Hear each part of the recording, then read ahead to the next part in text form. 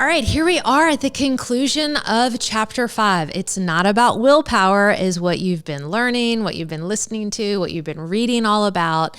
And if you're like some people in leadership development, you might be thinking at this point, but I thought willpower was important for me to practice being a really good leader and to have really strong willpower. And just, we hear words in leadership development like grit and resilience. And there's a lot of what I would define as very intense energy around leadership development historically. And now we're learning you can actually soften up just a little bit. Compassion, kindness, these words, joy, equanimity, mindfulness, they're coming into the workplace. They're coming into our world. They've become more mainstream. My goal and hope is with the inner MBA work through Sounds True that I did, and then expanding out onto my own adaptation and interpretation of inner MBA and behavior change for leaders, is to help you to really dig deeper to understand it's not always about willpower and force. And, some people don't like to be led that way. Some people don't like to be managed that way, and that's okay. So now we're getting into how do you take all this content? We went into a lot of stuff in this chapter and I'm looking at our table of contents, was about the present moment and the barriers to the present moment. And I did a deep dive in the 10 energetic shifts, which definitely is new in leadership development, to think about the energy, the matter, the subatomic particles that are in and around all of us. So you're beginning to see this is a very integrative way of putting the outer world and the inner world together. And so when we get into chapter 5, that comes into a little bit closer alignment. And what's important here in chapter 5 and how this plays out in the workplace, the definition of success. Do you remember what I said that was? And we're doing the work in the inner MBA to remove the barriers to find the tools and the resources that you've had all along. It's the Dorothy, it's the Wizard of Oz line. It's been with you all along. Do I believe that everyone can be a leader? Yes. Do I believe we have different capacities of leadership? Absolutely. Some of us might just lead ourselves. Some of us might lead our family and ourselves. Some of us might lead a small group of people. We might lead a large group. We might lead a massive company. We might lead a huge movement.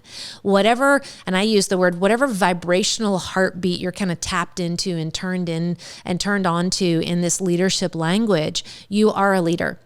You have all the skills and capacities, I believe that wholeheartedly, to tap into your own innate wisdom. We've just put barriers, our egos built up over it, is what you learned in this chapter.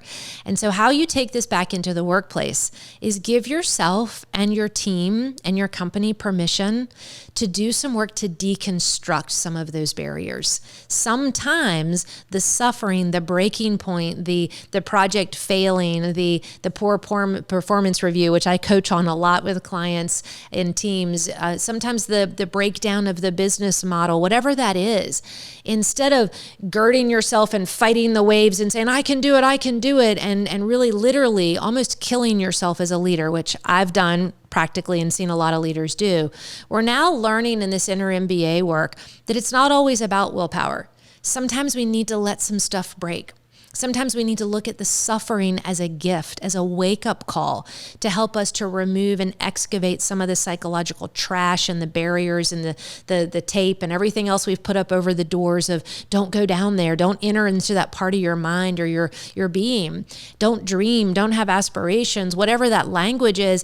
Now we're getting you to wake up in the workplace and say, maybe if I let it all break, or if it's already broken, I could see a different perspective. And in the energy piece here that I talked about in this chapter, it's important to remember, this is a famous Einstein quote, but we know no problem can be solved at the level that it was created. Sometimes the breaking down, the suffering, it gets our attention because it moves us. It feels like we're falling as leaders, but sometimes we're actually rising. And I have to remind myself that sometimes when I'm on my own growth as a leader and a coach and a consultant, and the messiness, and that's why I love the line, no mud, no lotus, and I use it as a tagline in my business.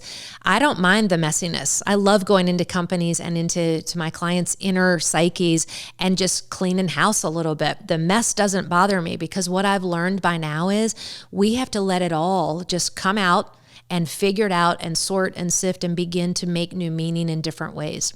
So sometimes if we force too much willpower as leaders and we're too much in the grit and the resilience mindset and leadership camp, what happens is we prevent the actual breaking and breaking down and the breaking open that comes, the breakthrough comes from the breakdown. And so willpower and everything you've learned here is to remind you all of life and all of existence is supporting you, cheering for you, is wanting you to be an incredible person, knows that you're already an incredible person. And if you can carry that back into your workplace, you can understand and even maybe sometimes get the permission to say out loud to other people, I'm in a breaking down place around a situation or a framework or a model or even a personal issue. And what I most need right now is not, rushing me through to the next place.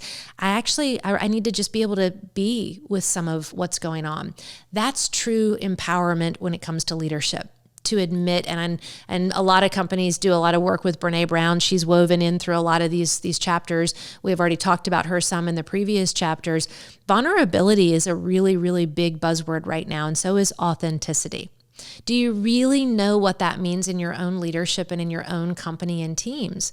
It doesn't mean you swing from the opposite side of not ever being human and telling people who you are and your stuff to vomiting it all the time. I'm not talking about that, but letting go of the willpower to hold the facade together and hold all the images and the masks on, and letting go enough to say, I might have to actually admit that I need help. I might actually need to admit as a leader, I get scared and worried. I sometimes don't have the answers.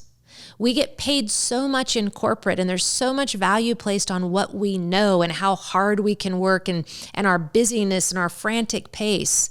And the paradigm shift is starting to occur. The breakdowns that have occurred through the recent pandemic, working from home, being more open and vulnerable because people are in our homes while they're actually working with us, has really started to introduce a new way of being. So I'm not saying we collude around our victimization and start putting all our baggage and story out there. People do earn the right to ask you and to be invited into your inner landscape and what's going on in there. But this inner MBA work in this chapter 5 is really the tools here are to show you how to begin to excavate some of those barriers and those protective mechanisms to just be with what is. Suffering it totally is part of life, okay? We all create suffering. And I've said this in this module, but pain is inevitable, suffering is optional. And when I say suffering is optional, you might be going, well, you just said it's part of life, it's going to happen, it's inevitable. Yes, because we create the suffering.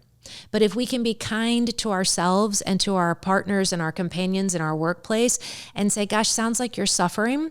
Is there anything I can do to just sit alongside of you?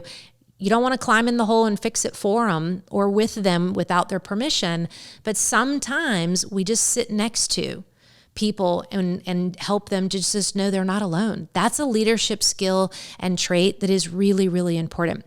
So we started to cultivate that. We picked up on that in chapter 5. We ended chapter 5 with what's called the 4 stages of your unfolding. That's what growth and evolution look like as a leader. As you grow and evolve, these stages of unfolding naturally begin to happen. This is the part where I talked about global game changers. The entrepreneurs, the major global game changers in the history of the world in the workplace, learned how to master and manage this process of unfolding. So you've got a lot of tools there. Again, remember, you can always go back. You can pick up parts and pieces as you need it. But I really, really want to remind you, this is not work around resilience and grit. To me, grit is get ready, it's gonna be tough. And I don't always need to be working so hard to make things so tough. Life is hard. I don't wanna work at making it even harder. So as we start to move into the next chapter, now we're in the journey. You've been tying together thinking, feeling, behaving. You're understanding what true success is, which is, by the way, to remind you, true success is being able to remove all the barriers that prevent you from being fully present in this moment. The most powerful leaders I have ever sat with, studied with, know the power of presence. And I will tell you, I've studied and been mentored by Ken Blanchard, the co-author of The 1 Minute Manager, very dear friend, incredible human being, knows how to master being fully, radically present with an open heart and an open mind to give and receive. He did tell me one time, he said, Yetta, you have a moral obligation to teach others what I teach you.